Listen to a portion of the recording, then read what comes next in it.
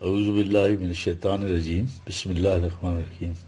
میں انجینئر اویس دورانی بات کر رہا ہوں۔ یہ علامہ عثمانی صاحب کی لیکچر کی کنٹینیوٹی میں یہ جس طرح ربانی صاحب نے حکم دیا ہے کہ بھائی حیات بعد الممات یا حیات آخرت جو نازک ترین گوشہ ہے، اس کے اوپر کچھ کہا جائے کہ ایک فرد کی طبی موت کے بعد اس کے دوبارہ زندہ ہونے سے ہے، تو قرآن اس کے بارے میں کیا کہتا ہے۔ ابھی دیکھیں، ایک آیت ہے 76/1، هل اتى الانسانی حین من الدہر لم یکن شیئا مذکورا۔ یہ دیکھیں کہ انسان پر کیا ایسا وقت نہیں آیا جب کو کوئی قابل ذکر شے ہی نہیں تھا۔ پھر قرآن ہمیں کہتا ہے کہ انسان کی جو تخلیق ہے وہ بے جان ان آرگینک مادے سے ہوئی۔ ٹھیک ہے جی، یہ آیت ہے 32/71۔ لیکن وہ بے جان مادہ جو ہے میں تو زندگی کے آثار نہیں ہوتے، زندگی کا مدار پانی پر ہے، اس لیے کہا وَجَعَلْنَا مِنَ الْمَاءِ كُلِّ شَيْءٍ حَيٍّ۔ ٹھیک ہے جی، یہ ہم نے پانی سے ہر شے میں زندگی کی نمود پیدا کی، لہٰذا زندگی کی ابتدا جو ہے تین لازم، یعنی پانی کے ساتھ ملی ہوئی چپچپی مٹی جو ہوتی ہے اس سے کی 37/11۔ یہ وہی مٹی ہے جو جوڑوں کے کنارے سیاہ رنگ کے کیچڑ اور سوکھ کر کھنکنے لگتی ہے 15/26۔ اس طرح پانی اور مٹی کے ملنے سے زندگی کا جو اولین جرثومہ ہے، لائف سیل، وہ وجود میں آئے، جہاں سے زندگی مختلف مراحل طے کرتی ہوئی شاخ در شاخ آگے بڑھتی اور پے کر بدلتی چلی گئی۔ زندگی کے اس اولین جرثومے کو قرآن نفس واحدہ کہتا ہے، یونی سیلولر۔ اس میں انوس نر و مادے کی تفریق نہیں ہے۔ قرآن نے کہا ہے کہ انشاکم من نفس واحدہ، ٹھیک ہے، 6/99۔ تو اس سے مراد زندگی کا یہی اولین جرثومہ ہے۔ اس طرح زندگی جو ہے بے جان مادے سے اگی اور اس کی شاخیں مختلف سمتوں میں پھیل گئی۔ ان میں سے ایک شاخ وہ تھی جس میں زندگی بذریعہ تناس نطفے کے ذریعے آگے بڑھتی گئی۔ قرآن میں ہے واللہ انبتکم من الارض نباتا، 71/17۔ انا خلقناہ من نطفہ، ٹھیک، 36/77۔ اس مقام تک عام حیوانات اور انسان کی پیدائش کے مراحل مشترک ہیں، مطلب کہ انسانی بچہ بھی رحم مادر میں اسی طرح پرورش پاتا ہے اور جس طرح دیگر حیوانات کے جنین گزرتے ہیں۔ اس کے بعد انسان میں ایک امتیازی خصوصیت یہ ہے جو اسے دیگر حیوانات سے بالکل متمیز کر دیتی ہے، یہ مقام ہے غور طلب۔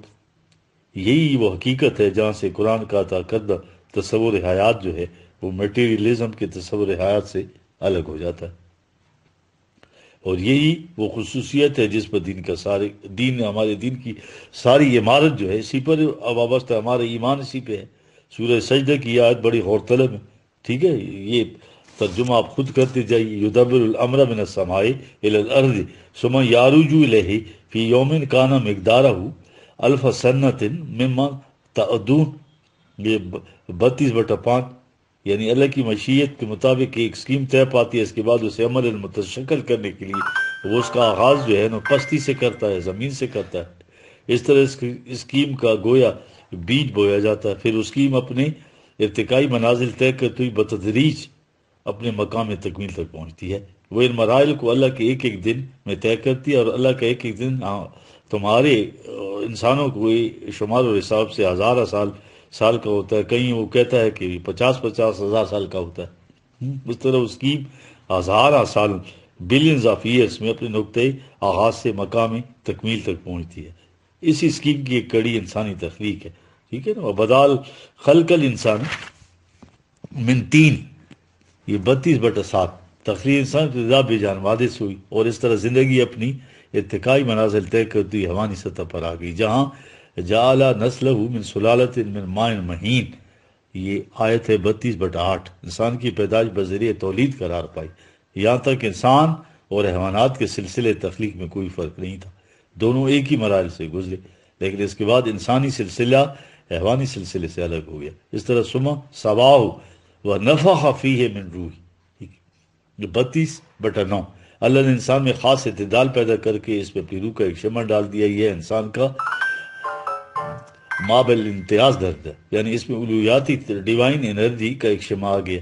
یہی وہ شے ہے جسے ہیومن پرسنالٹی کہتے ہیں، انڈیویجویلٹی کہتے ہیں، ذات کہتے ہیں، آئمنس کہتے ہیں. ٹھیک ہے جی، اسی سے یہ صاحب اختیار و ارادہ بن گیا. وہ ابھی خطاب دے کے بعد وہاں پہ تھا نفخہ فی ہے من روحی، ہاں جی، تھرڈ پرسن، اور یہاں ہے سیکنڈ پرسن. وجعل لکم السمع والابصار والافئدہ، ہاں جی، 33/9 سماعت، بصارت، ذرائع علم عطا کر دی. اس کے ساتھ ہی مائنڈ بھی دے دیا جس سے یہ فیصلہ کرنے کے قابل ہو گیا. جب یہ خود فیصلہ کرنے کے قابل ہو گیا تو اس پر اس کے اعمال کی ذمہ داری بھی عائد ہو گئی. ان آیات پہ پہلے انسان کا ذکر غائب تھرڈ پرسن میں تھا، لیکن اس نفخ روح کے بعد دیکھیے مخاطب کی سیغے میں سیکنڈ لکم سے پکارا گیا، یعنی تم اسے ہی کہا جا سکتا ہے جو اپنے آپ کو میں کہہ سکے. یہ انسان کی میں جو ہے آئمنس، جسے انڈیویجول ویلٹی عطا کرتی ہے. اب صورت المومنین میں انسانی جنین کے مختلف مراحل کے ذکر کے بعد کہا گیا سمان شان آہو خلقن آخر، یہ 23/14. پھر ہم نے ایسی تخلیق عطا کی جو سلسلے کی پہلی کڑیوں سے قطعی مختلف تھی. یہ انسانی ذات نہ جسم کا حصہ ہوتی ہے اور نہ ہی طبیعی قوانین کے تابع، اس لیے موت انسان کے جسم پر وارد ہوتی ہے، اس کی ذات پر نہیں. جسم کا جو انتشار ہے اس کے بعد باقی رہتا، اس کی بقا کا نام یہ حیات بعد الموت ہے. انسانی ذات ہر انسانی بچے کو یکساں طور پر انڈیولپ شکل میں ملتی ہے. انسان کے صحیح اعمال سے، یعنی اعمال صالح سے اس کی نشو و نما ہوتی ہے. قرآن، اور وہ بھی کلیکٹیو سسٹم کے اندر، آئسولیشن میں نہیں ہوتی، جماعت کی شکل میں. نظام ہوگا تو یہ ہوگی، کاروان میں چلیں گے تو یہ ہوگا. قرآن کے الفاظ میں اس طرح کرسٹلائزیشن پیدا ہو جاتی ہے. سورہ نوح میں ہے نا، وہ وقت خلقکم اطوارا 71/14. اللہ نے تمہیں مختلف مراحل میں سے گزار کر بتدریج پہ کر انسانی تک پہنچایا. مالکم لا ترجون للہ وقار، ٹھیک ہے، 71/13 آیا ہے. اب تمہیں یہ چاہیے کہ اللہ سے چاہو کہ تمہاری ذات میں ایک ٹھہراؤ پیدا ہو جائے، اسٹیبلٹی آ جائے، تثبیت آ جائے. ٹھیک ہے، اسی کو حیات جاوید امورلٹی کہتے ہیں. قرآن کی روح سے انسان کی جو موجودہ حیات ہے، اس کے سلسلے ارتقاء کی آخری کڑی نہیں، زندگی کی موجودہ سطح پر ارتقاء کی سابق کڑیوں کے بعد سلسلے جدید کی نئی کڑی کی نمود ہوئی. اب جسم موت کے بعد اس نئے سلسلے کا ارتقاء شروع ہوگا. اسے اخروی زندگی سے تعبیر کرتے ہیں. قرآن میں ہے لَتَرْكَبُنَّ طَبَقًا عَنْ طَبَقٍ 84/19. تم درجہ بدرجہ طبقاً عن طبق بلند ہوتے جاؤ گے. دوسری جگہ سے آغاز کے بعد گردشیں دیتے ہوئے آگے لے جایا گیا ہے. وَهُوَ يُبْدِئُ وَيُعِيدُ 85/13. کہ انسانی زندگی کی یہ گردش اسی زمین پر نہیں ہے، مرنے کے بعد دوبارہ اس زمین پر زندہ نہیں ہونا. یہ یونانی اور ان سے مستعار لے کر ہندوؤں کا فلسفہ تناسخ ہے، جس طرح آپ کہہ رہے تھے ربانی صاحب. ٹھیک ہے نا جی، جس کی روح سے وہ مانتے ہیں کہ موت کے بعد انسانی روح پھر اس دنیا میں ایک نئے پیکر میں جنم لیتی ہے. قرآن اس کی تردید کرتا ہے. وہ کہتا ہے کہ مرنے کے بعد انسان اس دنیا میں دوبارہ نہیں آ سکتا. سورہ مومنون میں دیکھیں، حتی اذ جاء آدم الموت قال رب ارجعون لعلی اعمل صالحا فیما ترکت. کہتے ہیں نا جہاں کے جو غلط راستے پر چلتے تھے، موت کھڑی ہوتی ہے تو کہتے ہیں کہ میں پروردگار تو مجھے ایک بار پھر دنیا میں واپس بھیج دے تو میں بہت اچھے کام کروں گا. ہاں جی، اس سے کہا جائے گا کلا انہا کلمۃ ہوا قائلوہا، یہ تیری آرزو ہے خام یار، اب ایسا نہیں ہو سکتا. ہاں، ان مرنے والوں کے پیچھے جی دیکھے ورائہم برزخ الا یوم یبعثون. ٹھیک ہے جی، ان مرنے والوں کے پیچھے قیامت تک پردہ حائل ہے، اب یہ پیچھے نہیں جا سکتے. سورہ شعراء میں اہل جہنم کہیں گے فلو انا لنا کرۃ فتکون من المؤمنین. ٹھیک ہے، 26/102 ہے. ہم کہیں کو وہ خواہش ظاہر کریں گے ہم دنیا کی طرف لوٹ سکے تو ہم پھر ایمان والوں میں سے ہو کر بتائیں. ٹھیک ہے، وقت کا دھارا پیچھے کی طرف مڑا ہی نہیں کرتا. قرآن کہتا ہے یہ تو ایک مقام پر رک جاتا ہے، جہیم ہو جاتا ہے، جیسے جسم کی موت کے سلسلے میں. یا آگے بڑھتا ہے انسانی ذات کے سلسلے میں، انسانی ذات آگے بڑھتی.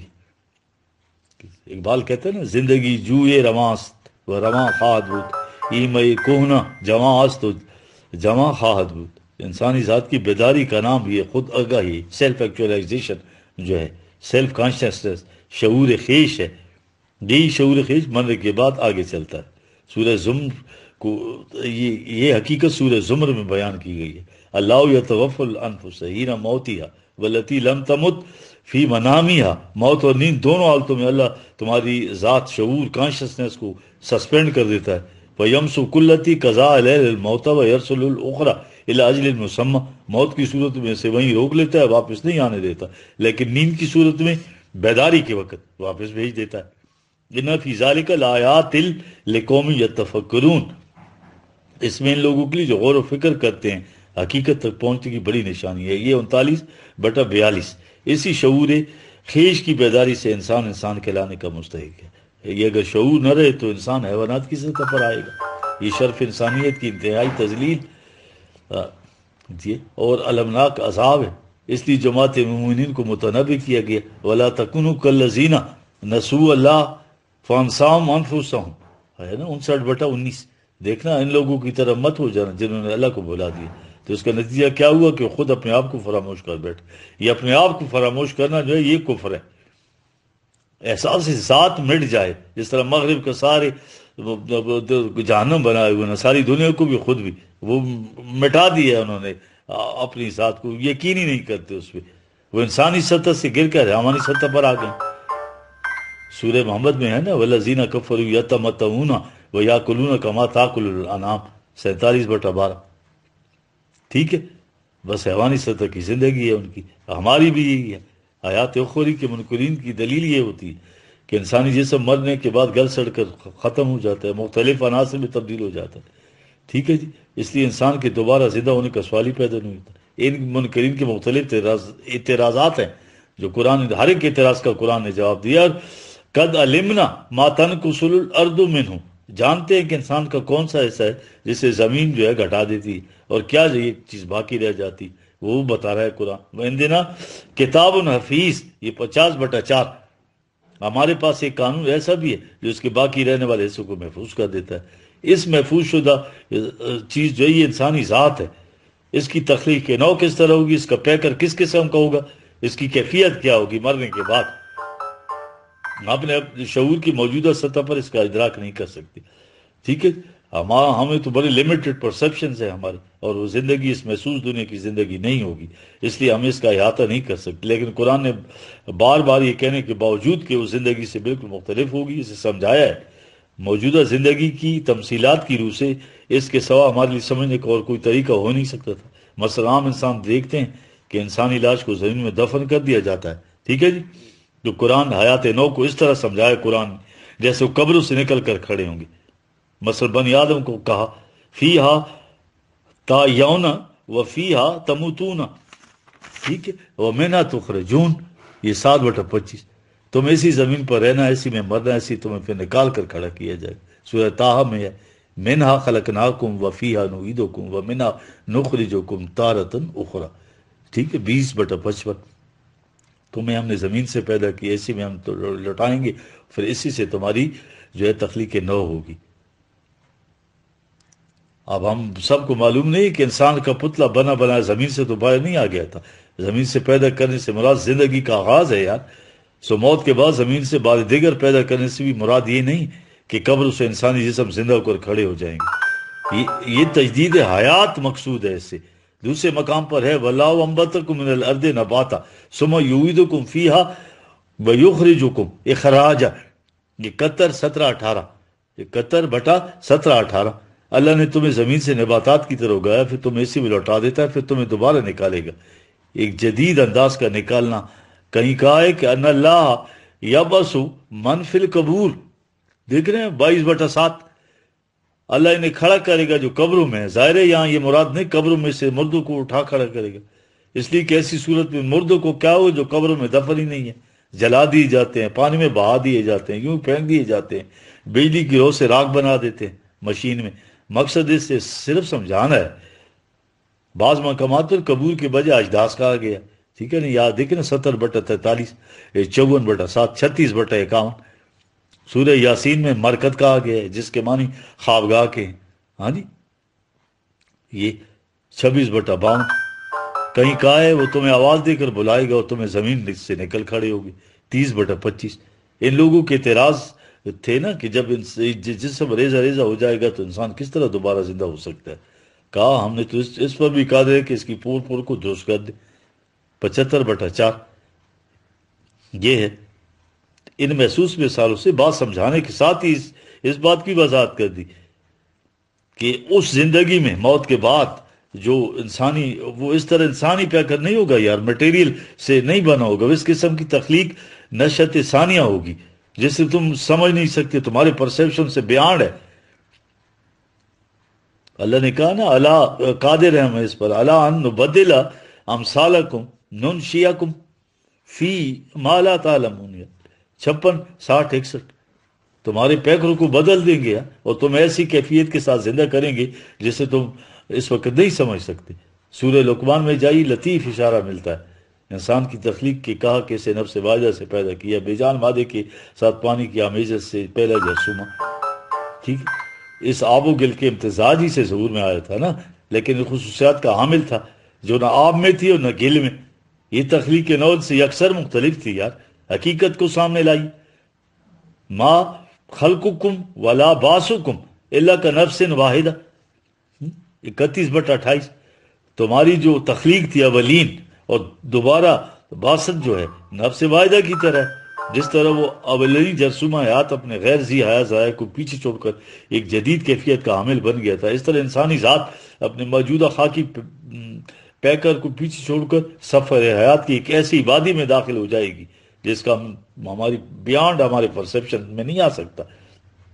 جسمانی پیکر بدل جائے گا لیکن ہر فرد کا شعور خیش بدستور باقی رہے گا، وہ انڈیویزیبل ہے، اس لیے شعور خیش جو ہے کانشسنس کی حامل ذات اس جسم کی کینچلی کو اتار کر آگے نکل جائے گی، جس طرح سانپ اپنی کینچلی بدلتا ہے، انسان اپنی انفرادیت لے کے آگے جائے گا۔ سورہ انعام میں ہے نا وَلَقَدْ جِئْتُمُونَا فُرَادًا كَمَا خَلَقْنَاكُمْ أَوَّلَ مَرَّةٍ وَتَرَكْتُمْ مَا خَوَلْنَاكُمْ وَرَاءَ ظُهُورِكُمْ، 6/55۔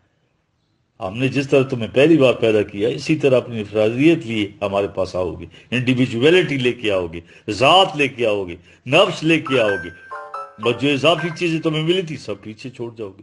دوسری جگہ ہے وَيَأْتِينَ فَرْدًا، 19/95، تم اپنی انفرادیت کے ساتھ ہمارے پاس آؤ گے۔ انسان کا عمل نامہ جو زندگی بھر لپٹی ہوئی کتاب کی طرح تھا کھل کر سامنے آ جائے گا مرنے کے بعد، اور اسے کہا جائے گا اقرأ کتابک، ٹھیک ہے، اپنے عمال کو، عمل نامے کو پڑھ، کفا بنفسک الیوم علیک حسیبا، یہ 17/14۔ آج تو اپنا محاسبہ کرنے کے لیے آپ کافی ہے، اس وقت انسان اپنے خلاف خود گواہ ہوگا، ٹھیک ہے جی۔ یہ 7/37، بل للانسان ولا نفسہ بصیرہ، 75/14، وہ اپنے خلاف خود صحیح بات بیان کر دے گا۔ سورہ نیل میں ہے یوم تاتی کل نفس تجادل عن نفسہا، ٹھیک ہے جی، 16/111۔ اس دن ہر شخص خود اپنے خلاف جھگڑا کر رہا ہوگا یار، نفس کی سب کانشیس میں اور کانشیس میں لڑائی ہوگی۔ اس دنیاوی زندگی میں اس کی مفاد پرستی نے جن کاموں کو مزین کر کے اسے دکھایا تھا، وہ پکار اٹھا گیا کہ یہ غلط تھی، وہ کہے گا کہ یہ غلط تھی۔ سورہ کاف میں ہے نا، اسے کہا جائے گا فَكَشَفْنَا عَنْكَ غِطَاءَكَ فَبَصَرُكَ الْيَوْمَ حَدِيدٌ، 50/22۔ اس وقت تیری آنکھوں پر پردے پڑے تھے جس کی وجہ سے حقیقت سامنے نظر نہیں آ رہی تھی، آج وہ پردے اٹھ چکے ہیں، تیری نگاہ تیز ہو چکی ہے، ملٹیپلائی ہو چکے ہیں تیرے حواس خمسہ، وہ ہر شے کے آر پار ہو سکتی ہے اور کوئی بات تو اس سے چھپی ہوئی نہیں رہ سکتی۔ یوما تبل السرائر، ٹھیک ہے، 86/9۔ اس دن ہر راز افشا ہو جائے گا، جن لوگوں نے چھپا کر کیا تھا وہ سب وہاں موجود ہوں گے، دیکھ رہے یتعارفون بینہم، 10/45، وہ ایک دوسرے کو پہچانتے ہوں گے۔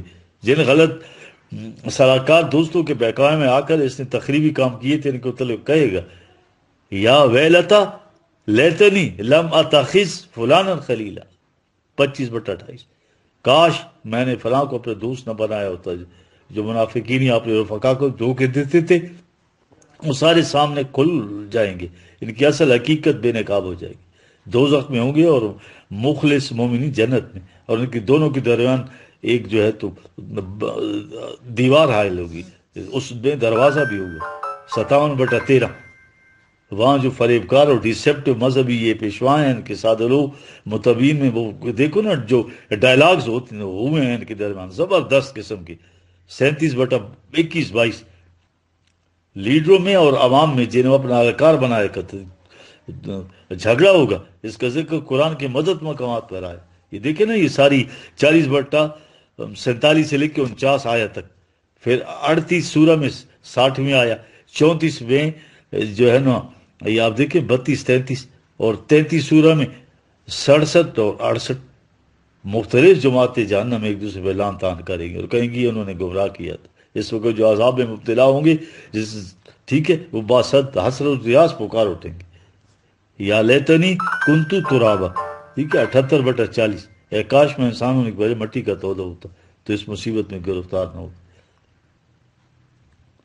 اب اس گفتگو کی جو شکل ہوگی، جو صورت ہوگی، وہ ہم نے موجودہ جو ہے شعور کی جو ہماری سطح ہے اتنی لو، اس پہ نہیں سمجھ سکتے، لیکن قرآن کی روح سے یہ حقیقت ثابت ہے جس میں کسی قسم کا شک و شبہ کی گنجائش ہے۔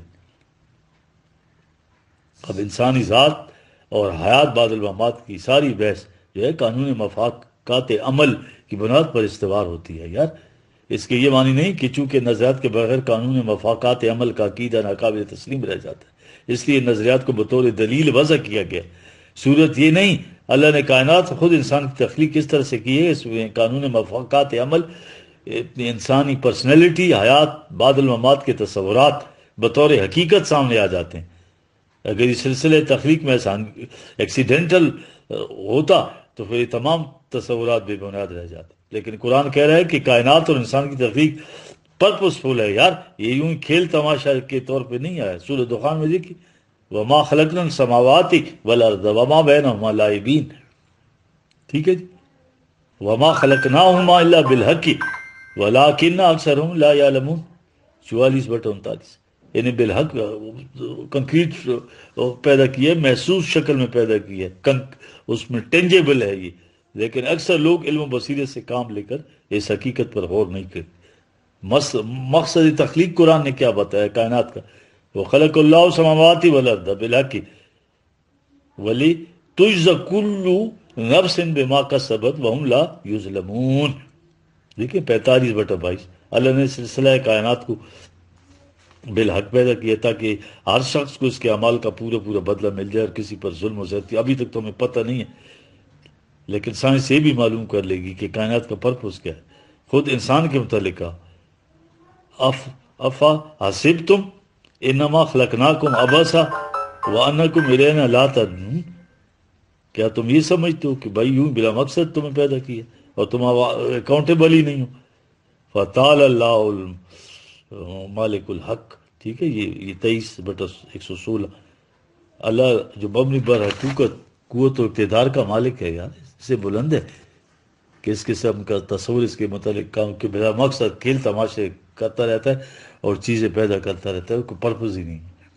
یا سب الانسان یتر کا سدہ، یہ 75-36 کیا انسان سمجھتا ہے کہ بلا کسی منزل و مقصود اور غرض و غایت کی شتر بے مہار کی طرح چھوڑ دیا گیا؟ یہ تصوری باطل ہے۔